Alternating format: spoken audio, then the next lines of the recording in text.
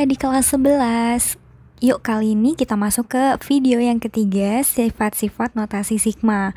Di video yang pertama kita udah kenalan ya tentang konsep notasi sigma. Lalu di video kedua juga kita udah lumayan ngitung-ngitung yang ada hubungannya dengan deret aritmatika dan deret geometri. Sekarang nih kita mau belajar tentang sifat-sifat notasi sigma. Aduh, apalagi sih ini gitu ya. Sebelum masuk ke materi induksi matematikanya, karena ini nama babnya induksi matematika gitu ya. Kapan masukkan induksinya? Sabar. Jadi kita belajar dulu nih sifat-sifat notasi sigma, karena untuk masuk ke induksinya itu kita harus punya basicnya nih. Buktikanlah. Sebenarnya sih kalian udah pernah belajar trigonometri ya, di identitas trigonometri itu ada pembuktian gitu ya. Kurang lebih mirip-mirip lah kayak gitu. Kalau kamu pas trigonometri itu ngerasa kayak oh my god it's so hard for me gitu ya, aduh susah banget, jangan ngomong susah banget, karena sebenarnya membuktikan itu seru kayak membuktikan cintanya dia. Aduh apa sih, ya udah, so let's go. Oke, kita mulai. Sifat notasi sigma yang pertama bentuknya gini. Sigma, batas bawahnya itu mulai dari 1, batas atasnya itu mulai berakhir sampai N. Misalnya ada C di sini ya, suatu konstanta. Konstanta tahu kan ya konstanta ya? Yang itu loh, yang angka doang, nggak ada hurufnya. Huruf itu apa namanya? Yes, variabel. Nah, ini konstanta doang, nanti tuh ngerjainnya langsung aja nih, dia ngasih sifat. Langsung aja nilai N-nya dikali sama nilai C-nya. Gitu, contohnya gimana? Oke, contohnya gimana sih dalam realnya gitu. Contohnya gini, misalnya ada sigma batas bawahnya itu 1 sampai batas atasnya itu kita taruh 5 deh. Lalu misalnya ada angka di sini 4 doang ya, nggak pakai fungsi, nggak ada K, nggak ada I, nggak ada X, nggak ada Y, apalah itu nggak ada, jadi 4 aja. Nah ini dengan sifat yang pertama, katanya ini tinggal dikaliin aja langsung. Ya udah, ini kita tinggal kaliin aja langsung. Berarti hasilnya adalah 5 dikali 4. Berapa? 20 gitu. As simple as that ya gak sih kalau misalkan disuruh ngitung sigma K sama dengan 1 sampai 5 untuk fungsi 4. Fungsi nggak ada 4 ya, untuk 4 gitu. Ya udah jawabannya 20 gitu. Nah, terus fungsi yang kedua kayak gini nih. Sigma K sama dengan 1 sampai N. Ini ada suatu konstanta dikalikan oleh suatu fungsi, yaitu AK. Kalau ada C aku bilang konstanta, kalau ada AK itu berarti nanti variabel atau fungsi lah gitu. Nah ini bisa kita pisah, C-nya kita taruh di luar, baru dilanjut sama si sigma K sama dengan 1 sampai N, lalu AK-nya di dalam gitu. Contohnya gimana? Contohnya gini. Contoh, misalnya ada sigma K sama dengan 1 sampai 5 lagi deh. Fungsinya 2K. 2-nya konstanta, K-nya variabelnya. Berarti K itu AK-nya, 2 itu C-nya. Kita bisa kerjain dengan sifat yang tadi itu. Nah, berarti angkanya kita keluarin. Berarti 2-nya di luar. Lalu si sigma K sama dengan 1 sampai 5. Nah, K-nya di dalam. Ya gitu ya nggak? Nah ingat nggak sih kalau ini aku kotakin itu gimana yang ngerjainnya? Ayo gimana? Ya tinggal dimasukin aja K-nya, ya nggak? Dimasukin dari 1 sampai 5 gitu. Jadi ketika K-nya 1, ketika K-nya 2, ketika K-nya 3, ketika K-nya 4, ketika K-nya 5, ya nggak? Nah, terus gimana? Ya, dalam kurungnya dihitung ya. 1 tambah 2, 3, 3 tambah 3, 6, 6 tambah 4, 10, 10 tambah 5, 15. Berarti 2 kali 15, 30. Nah, hasilnya 30 ya. Lalu sifat yang ketiga gimana? Sifat yang ketiga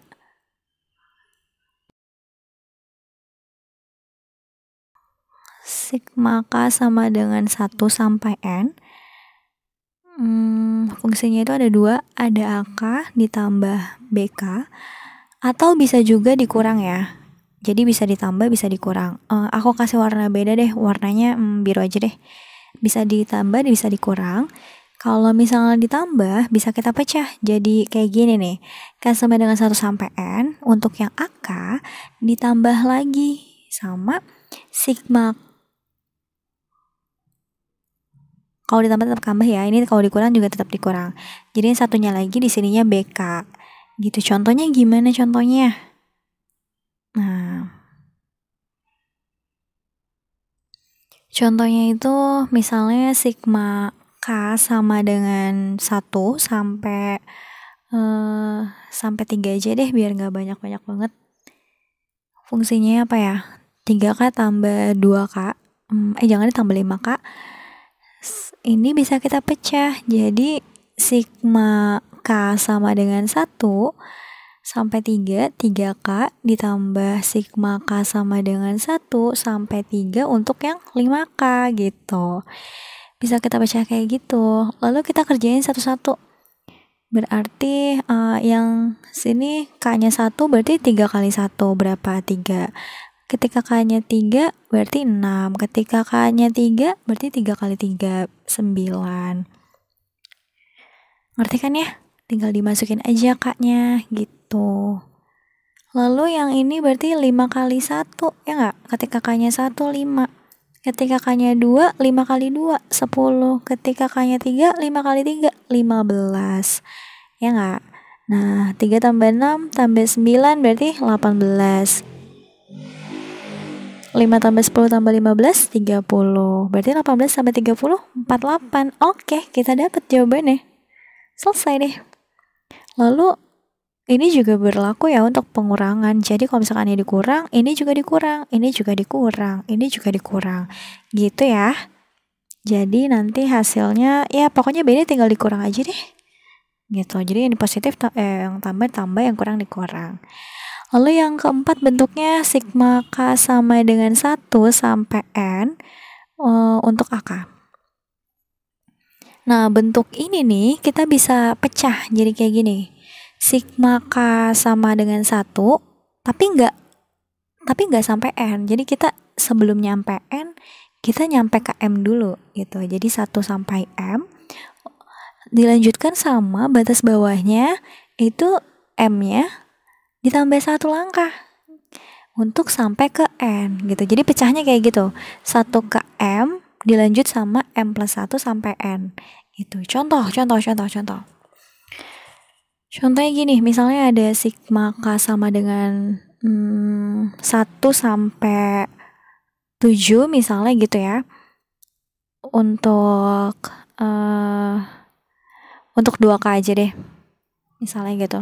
Nah ini bisa kita rubah nih dengan sifat yang keempat tadi. Kita pecah ya. Awalnya 1, habis itu kita nggak mau ke 7. Kita sampai ke berapa dulu ya? Misalnya kita ke 5 dulu. Nggak ke 5.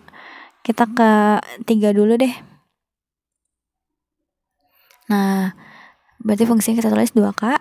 Lalu dilanjut sama 1 langkah setelah yang atas itu. Setelah 3. Berapa?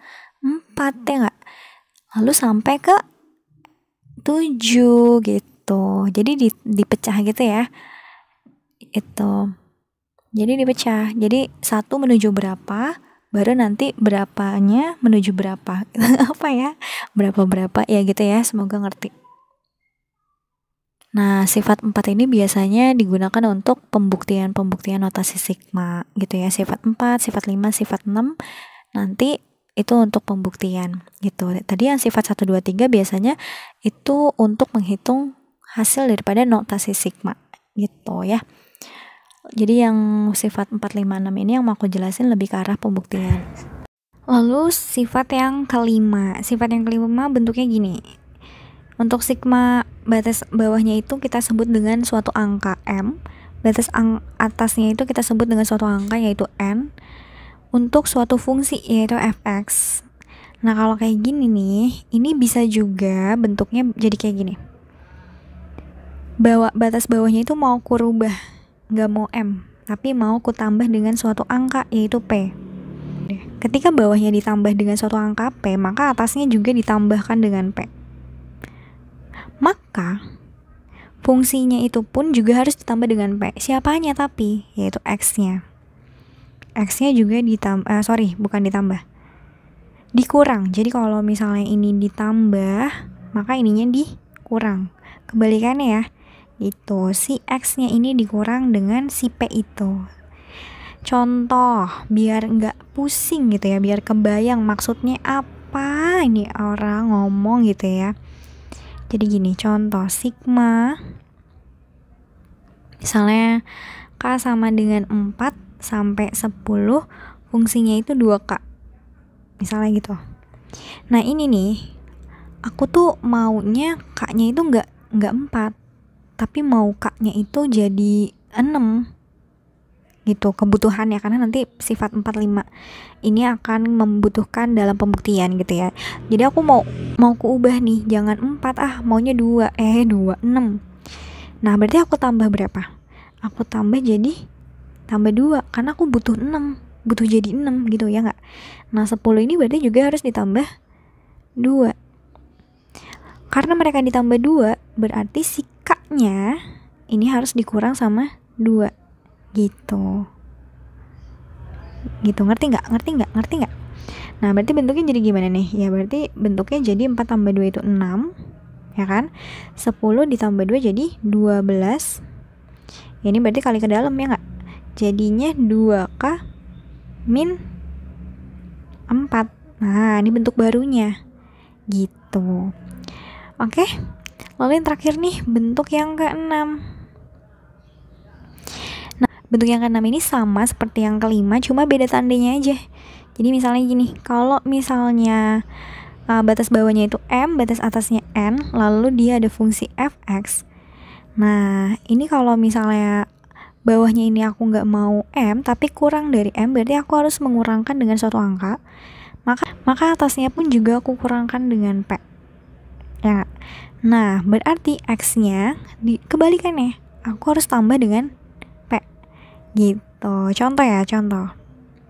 Contohnya gini nih, misalnya nih, sigma K sama dengan 4 sampai 10 sama aja kayak yang tadi ya. Fungsinya 2K. Aku nggak mau K-nya itu 4 mulainya, tapi aku mau K-nya itu mulainya dari 1. Ya gimana caranya? Ya berarti K-nya harus kukurangin 3 untuk supaya K-nya itu kumulai dari 1. Nah karena bawahnya aku kurangin 3, berarti atasnya pun juga harus dikurang 3, ya nggak? Nah berarti nilai K-nya pun juga harus ikut ditambah 3, bukan dikurang 3, karena sebaliknya ya kalau nilai K. Nah berarti ini bentuknya jadi gimana? Jadi batas bawahnya itu mulainya dari 1 sampai 7. Untuk fungsinya berarti dikali ke dalam ya. Jadi 2K ditambah 6. Nah, jadi segitu aja pembahasan di video kali ini. Jadi video ini cuma isinya tentang contoh-contoh dari penggunaan sifat gitu ya. Pokoknya intinya tentang sifat-sifat notasi sigma-nya aja. Jadi aku mau ngenalin kamu dulu nih, ada 7 sih sebenarnya. Ada 7 sifat notasi sigma yang perlu kalian tahu untuk di materi pembuktian notasi sigma di video yang selanjutnya. Jadi aku pisah biar videonya nggak terlalu panjang. Oke, semoga kalian bisa paham deh dari apa yang aku jelasin selama kurang lebih belasan menit ini. Terima kasih sudah meluangkan waktunya. Semoga video ini bermanfaat dan tetap semangat belajar induksi matematikanya. See you on the next video tentang pembuktian notasi sigma. Terima kasih.